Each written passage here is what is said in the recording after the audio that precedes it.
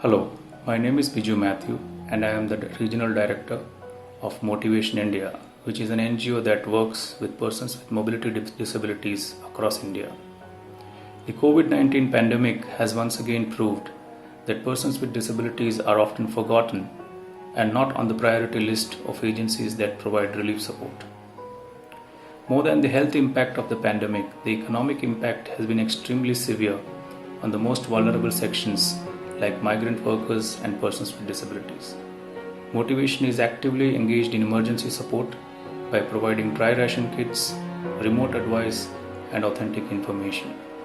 However, rebuilding the lives and livelihoods of disabled people is the most urgent need.